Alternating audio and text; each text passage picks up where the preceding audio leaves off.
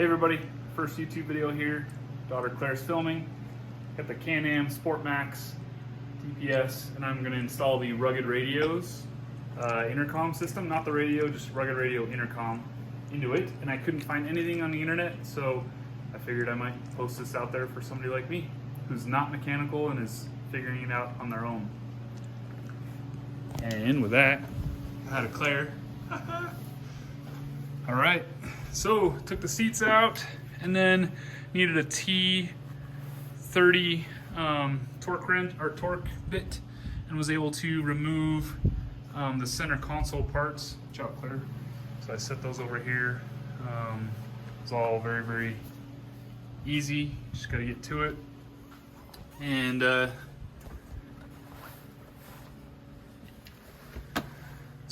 and then these side panels here just kind of pull off. Once you have there's a couple T30s here, one back here, and then you take off. You can't forget that way up in the corner here is a one of those pull-out bolts.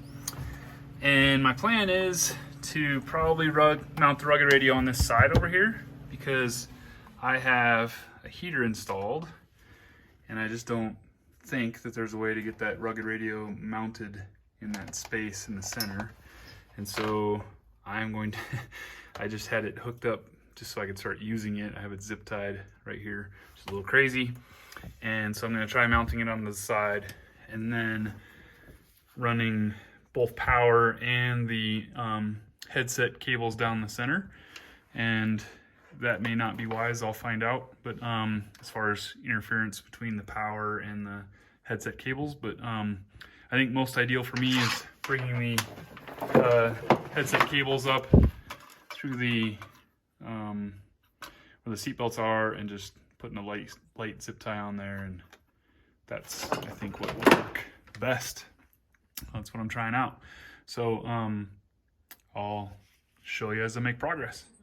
So the kit did not come with enough long enough power. I think it's made for a Maverick Sport 2-seater, where the battery would go right underneath the driver's side seat, but in mine the battery's behind the driver's side passenger. And so I need to lengthen these cables out. Looks like they're about 18 gauge. So I have my cable, and I have the crimper, I have the crimper, and then some splices. And then I gotta be able to attach it to the battery right there. And then this is to help seal it even more. My brother's a mechanic, and he highly recommended putting this on there and then melting it to just give extra sealing to the connection, given we'll be in the water. All right, so I have my black ground wire here. Yes, I turned it into red. I'm not gonna buy a whole nother spool of cable just to have it be black. And focus here. I've sealed it up. I've sealed my connection up. Here, I'll show you before I've done that. I've crimped it.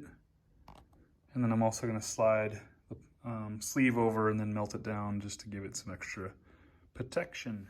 All right, so I ran my power, brought it down through there. I'm zip tying very frequently. I'll cut off those ends and ran it all along through.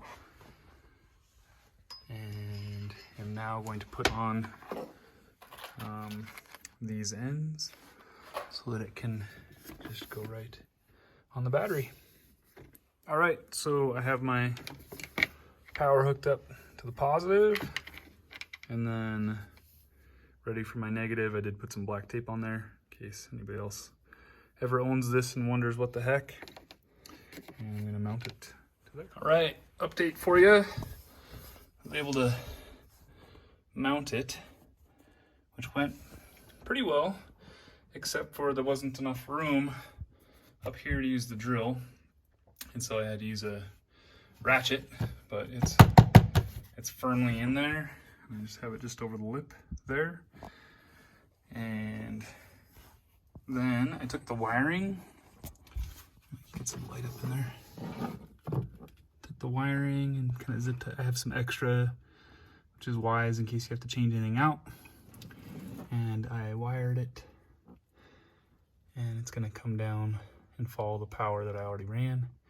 So you can see where I have the 4 headset wires coming down through, and I will probably treat those as a group and zip tie them together as I make my way down to where the seat belts are. All right, a little update. I ran the cables, have some excess that I have back here, and I have zip tied them to the seat belt and ran the wiring back. I think there's only one spot that got a little hairy. It's squeezing them underneath here. You had to go one by one, which is fine, but it still worked fine. And then I've already begun putting my paneling back on. I have the excess for the front 2 seats. That wiring's right here, and it seems to fit just snugly. And yeah, the wires coming out there, and I've done all of the wiring. I have it up and out of the way. All right, so all finished up. I have the driver, co-driver, and back here I have the crew. So looks like it's gonna be pretty good. I'm gonna check over time, make sure that this zip tie doesn't, wear that cable at all.